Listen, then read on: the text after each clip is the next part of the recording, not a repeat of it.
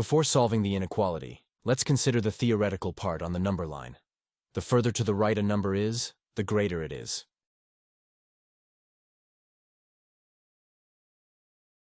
-100 is less than -9. -9 less than -1, -1 less than 0.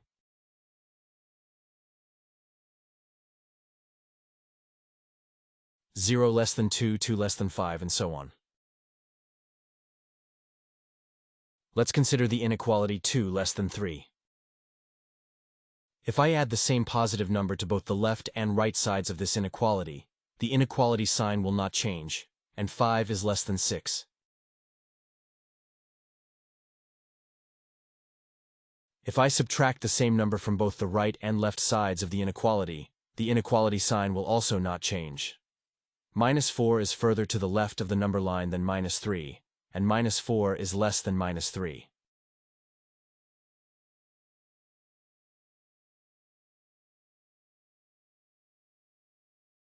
This means we can add the same number to both the right and left sides of an inequality, or subtract the same number, and the inequality sign doesn't change. When multiplying an inequality by the same positive number, the inequality sign doesn't change. The same is true when dividing the inequality by a positive number. The sign of the inequality does not change. I considered inequality with positive numbers.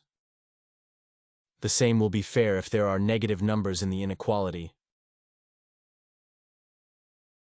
We can also add the same number or subtract the same number, and the sign of the inequality remains unchanged.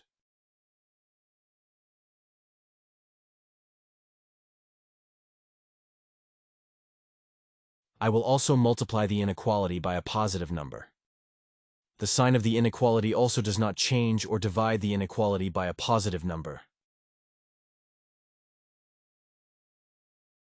The same sign remains unchanged. But what if I multiply the inequality and the right and left part by a negative number? When multiplying a negative number by a negative number, I will get a positive number, and 8 will be, of course, more than 4.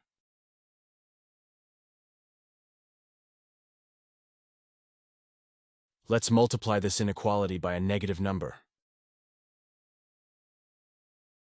I multiply a positive number by a negative number. The result will be a negative number, and a -6 will be more than a -9.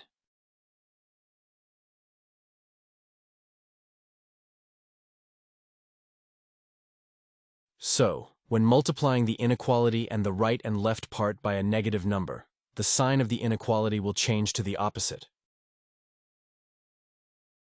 The same will happen when dividing the inequality by a negative number. The sign of the inequality will change to the opposite.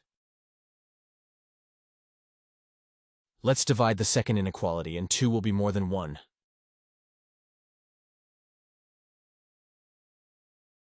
To compare fractions, I need to reduce them to a common denominator. The first fraction, and I will multiply the numerator and the denominator by 4, which doesn't change the fraction's value. The second fraction, I will multiply by 3. Here I will get 8/24. From the second fraction I get 9/24. Now we have equal denominators, and to compare the fractions, I need to compare only the numerators of these fractions. 9 is more than 8, and the fraction of 9/24 will be more, and it means that 3/8 is more than 2/6.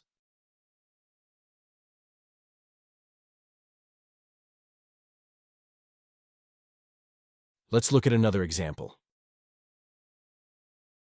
It is easier to make the same numerators of these two fractions, and I will multiply the second fraction by 2, and the denominator and the numerator.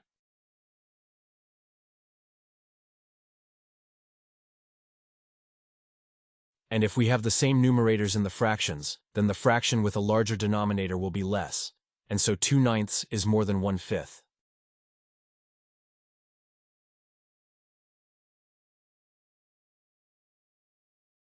This inequality can be considered like this. We have two identical pizzas. We divide one into 9 parts, the other into 10.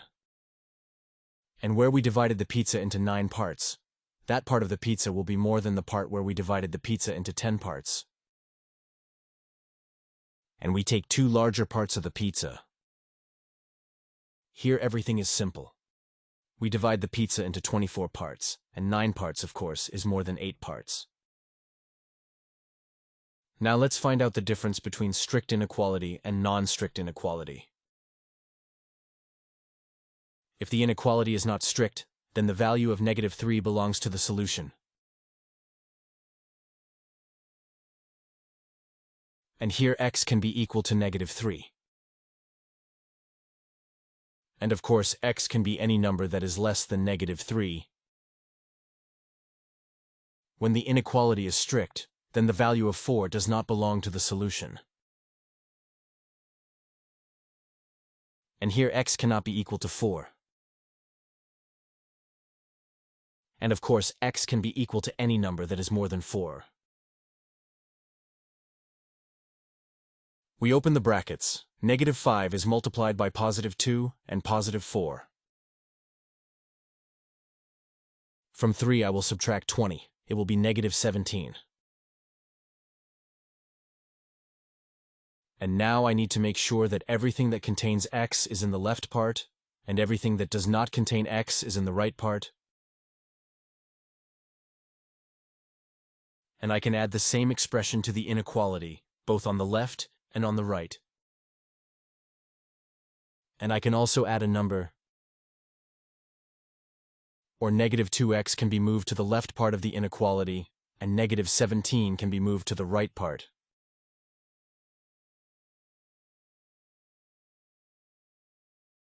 In this case, the signs need to be changed to the opposite.